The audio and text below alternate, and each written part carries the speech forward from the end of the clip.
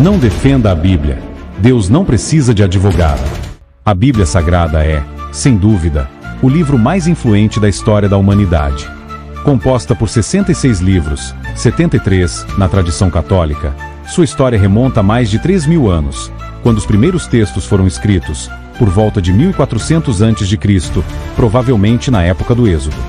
O último livro do Antigo Testamento, Malaquias, foi concluído cerca de 300 anos antes de Cristo, enquanto o Novo Testamento foi finalizado no século II depois de Cristo, com o Apocalipse, atribuído ao apóstolo João. Assim, a Bíblia foi formada ao longo de mais de 1500 anos, por mais de 40 autores diferentes, cada um vivendo em contextos históricos, culturais e sociais únicos.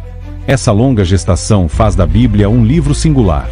Ela não é univocal, ou seja, seus autores não escreveram uma narrativa contínua e perfeitamente harmoniosa. Cada um abordou temas, histórias e reflexões com uma perspectiva própria, muitas vezes independente da visão dos outros. Alguns tiveram acesso a escritos anteriores, mas muitos trabalharam sem qualquer referência direta a outras partes da Bíblia. O elemento que unifica essa diversidade é o conceito de inspiração divina, mas é crucial compreender o que isso significa. Os autores bíblicos não transcreveram palavras ditadas por Deus. Pelo contrário, escreveram como indivíduos movidos por experiências de fé e momentos de inspiração, da mesma forma que qualquer ser humano pode sentir-se inspirado por algo transcendente. Esse processo resultou em textos marcados pela humanidade de seus autores, suas incertezas, limitações culturais e falhas. A humanidade nos textos bíblicos. Como obra humana, a Bíblia reflete as realidades sociais, culturais e morais de suas épocas. A moralidade de muitos relatos bíblicos, especialmente no Antigo Testamento, frequentemente diverge dos princípios centrais do cristianismo, como o amor ao próximo e a tolerância, ensinados por Jesus. Em vez disso, encontramos passagens que falam de guerras, destruição e até genocídios, apresentados como ordens de Deus. Essa dissonância é explicada pelas condições culturais dos autores bíblicos. Eles viviam em sociedades onde o ódio aos inimigos, a vingança e a violência eram normas aceitas. Assim, as narrativas que atribuem a Deus a destruição de povos inteiros ou a ordenança de guerras sangrentas refletem muito mais os valores da época do que a natureza de Deus. Se Deus é, como a Bíblia afirma, imutável, então ele sempre foi amor, compaixão e justiça. É incoerente imaginar que o mesmo Deus que Jesus revelou como Pai amoroso possa ter ordenado atos de ódio e destruição. A violência atribuída a ele no Antigo Testamento é, na verdade, uma projeção humana, fruto da interpretação limitada e falha dos autores, que escreveram sob a ótica de suas realidades históricas. Por que não defender a Bíblia? Quando teólogos ou cristãos tentam defender a Bíblia como um todo, frequentemente se encontram em uma posição difícil. Os críticos do cristianismo têm razão em apontar trechos condenáveis na Bíblia, especialmente no Antigo Testamento, onde Deus é retratado como destruidor e até vingativo. A tentativa de justificar todas essas passagens como parte do plano divino, geralmente resulta em argumentos frágeis que pouco fazem para reconciliar a imagem de um Deus amoroso com os textos que o retratam de maneira oposta. O erro, no entanto, está em atribuir a Deus o conteúdo de toda a Bíblia. Deus não escreveu os livros, homens escreveram. Eles fizeram isso inspirados, mas dentro dos limites de sua compreensão e de suas agendas.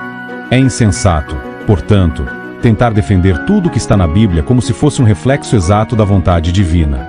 Jesus Cristo, em seus ensinamentos, deixou claro quem Deus é: amor, perdão e compaixão.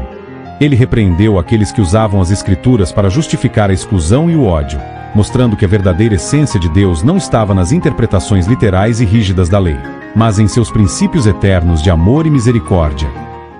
A Bíblia é indefensável?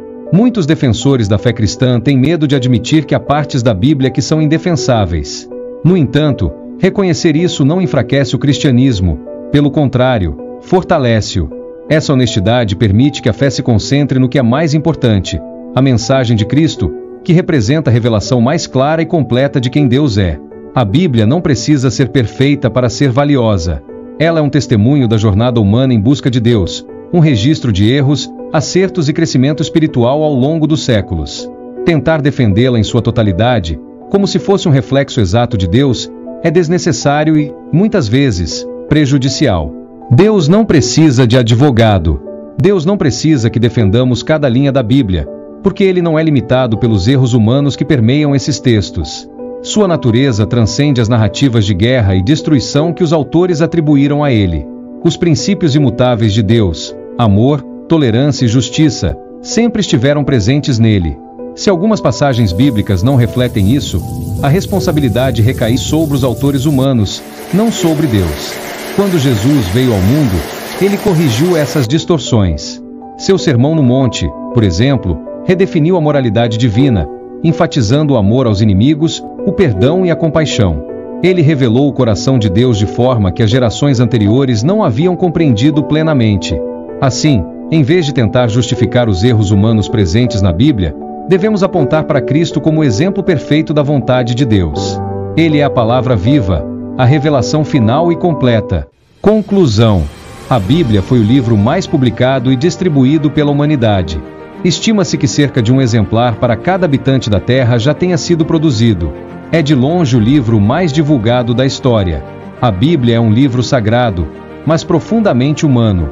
Sua riqueza está em sua diversidade e em sua capacidade de apontar para Deus, apesar das falhas de seus autores.